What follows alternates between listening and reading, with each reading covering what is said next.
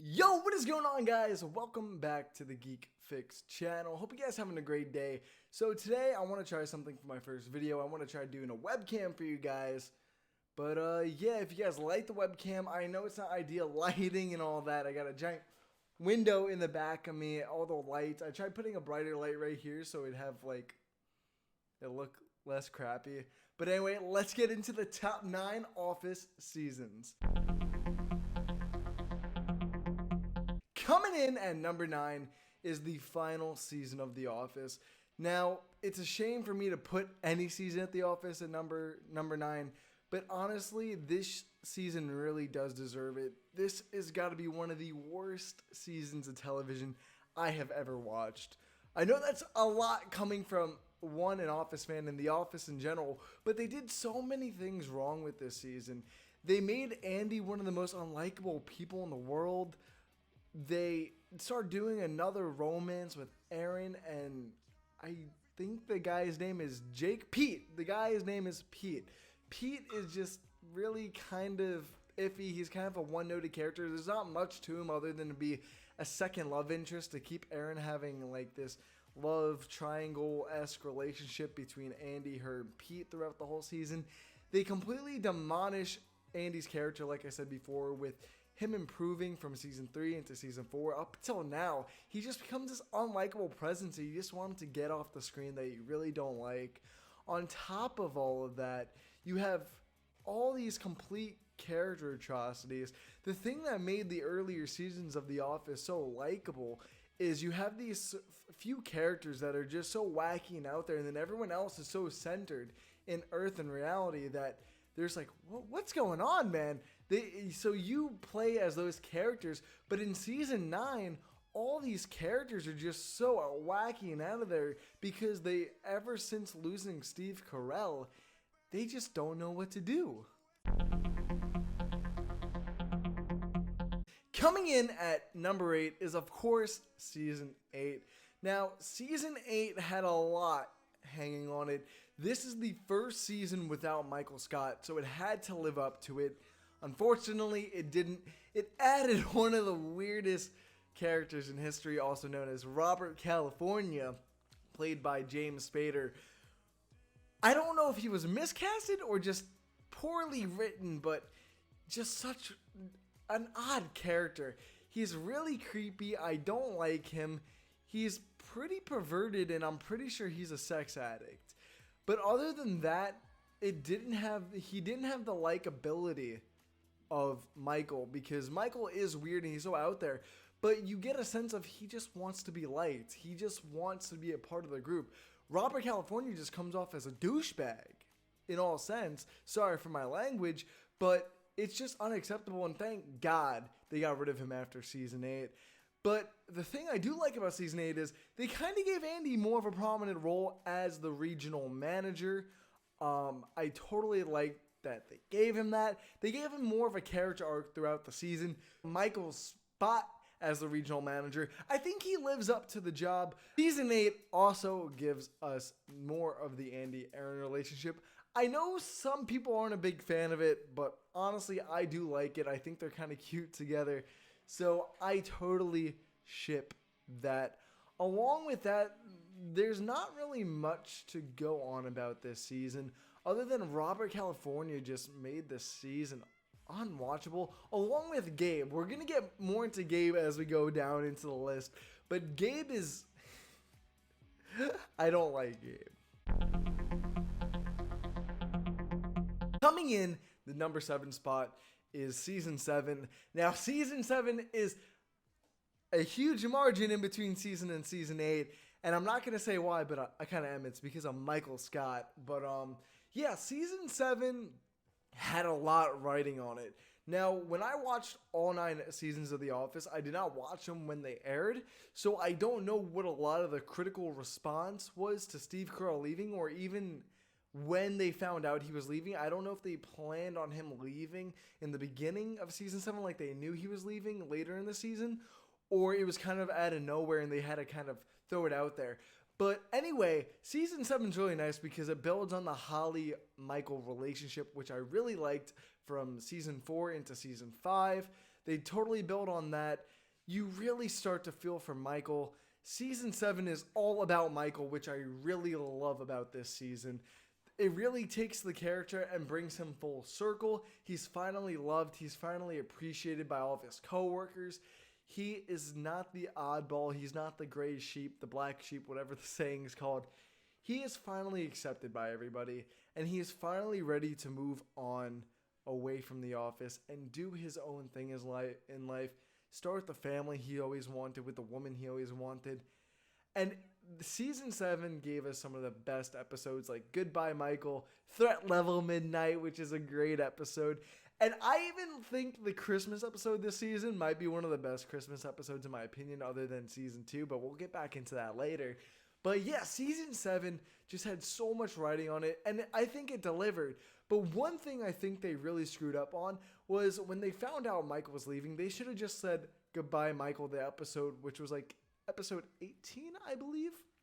They should have just ended the season after that, because the final few episodes were just complete nonsense, with Will Ferrell coming in as the new regional manager and then left like an episode after Michael did.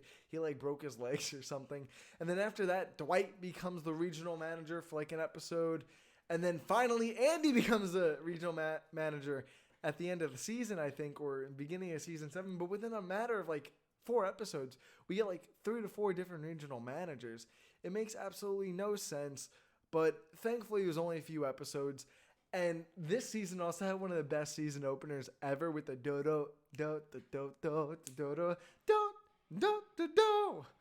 But yeah, I really like season 7. There's a huge margin between 7 and 8. Just want to let you guys know that. Coming in at our number 6 spot is season 6. I promise you guys, after this, the seasons are going to swap a little bit. But season 6 was... I fucking love season 6. Sorry for my language again. I'm trying to be family friendly. But when I talk about something so passionate about, I gotta curse once in a while. So, yeah, you get it. But yeah, season 6... Ooh. But yeah, season 6 is just great. Season 6 had so much writing on it. It had Jim and Pam getting married in the Niagara episode, which is one of the most bittersweet episodes in the series that I think. You finally see Jim and Pam, after these years of building a relationship, finally come together, and they're having a baby on top of that, yet no one really knows about. And because of this episode, it also builds one of the funnier relationships I find that I think a lot of people undermine, which is between Michael and Pam's mom, which I think is pretty funny, to be honest. I want to know what you guys think about that relationship down below. And yeah, you have the delivery episode, which is phenomenal. This season, there's not much to talk about the season because every episode is pretty memorable, but at the end of the day, it's The Office being The Office. Coming in at the number 5 spot is when we finally get a little mix-up. I put season 4 in my number 5 spot. If you guys don't know, season 4 had the second lowest episode season along with season 1. The reason with this is I think they had 14 or 15 episodes. One of the two was because of the writer guild strike that happened in that year. I don't remember what year it was. But yeah, so they cut everything short. So this season only had 14 episodes, I believe, maybe 15. Correct me if I'm wrong. Yeah, season 4 is pretty generic because of that season of, not that season, but because of that writer guild strike.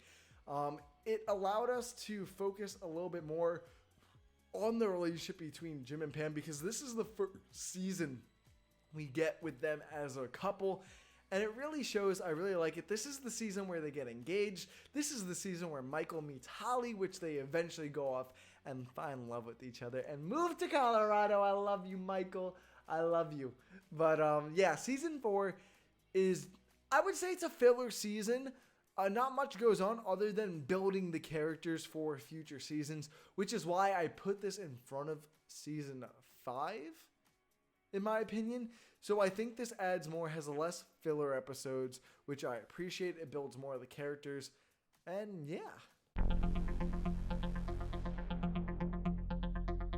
Coming in at the number 4 spot is season 5. Season 5 had one of the not one of the best, but one of the better season openings with Holly and all of that. If I remember correctly, season 5 is the one that opens with Kevin's chili. It's great, or if not opens, it's within that season, I'm pretty sure.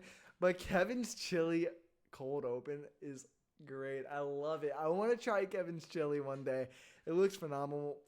But season 5 really builds the ground on where Michael's going to go later in the series with Holly Flack. Originally, Holly Flack, I believe, was not supposed to come back. And then they actually brought her back later on in season 5. Season 5 is a huge season. This is when Michael leaves Dunder Mifflin and goes off to make the Michael Scott Paper Company with Ryan and Pam. I would say it's a pretty good season. Honestly, I don't really have much to say about these seasons other than it's a lot of character development for me, which I really do like. But coming in at the number 3 spot is season 3. Season 3 was pretty good. Season 3 was the season right after the giant, I wouldn't say cliffhanger, but it had build up with all the character tensions. At the end of season 2, Jim finally kissed Pam after so many years, thank God. But because Jim knew he couldn't be with her, he left to go to Connecticut. Yes, the Connecticut branch. And this is when we get introduced to a bunch of new characters. We get introduced to Andy and Karen. This season also has one of the better episodes, one of the best episodes, one of my favorite episodes, also known as Gay Witch Hunt. I think I think the episode is hilarious. I think it's one of the better episodes, one of the best episodes. Maybe I'll do a top 10 best Office episodes one time. But yeah, it has one of the best first episodes of a season. I really like it. Oscar leaves for a few episodes to really build on those new characters we got, Karen and Andy. But when Andy was first introduced, I hate Andy. Andy in season 3 and season 9 are probably the worst Andys ever. Andy is just unlikable. He's super annoying. He's such a kiss ass, and you really don't like him. He's like a different version of Dwight that you don't want to see on the screen.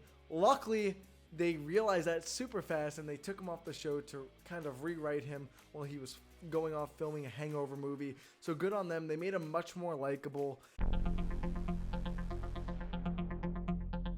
Number 2 is going to be a little controversial. I put season 1 at number 2. Season 1 is more like the original Office show back on the UK BBC with David Brent and all of them, and Ricky Gervais and Stephen Merchant. But I gotta say, I'm a sucker for this season. It has some of the best episodes ever, like Diversity Day.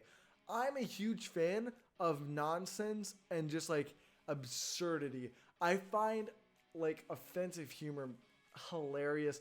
So of course this season's gonna be for me. I love it.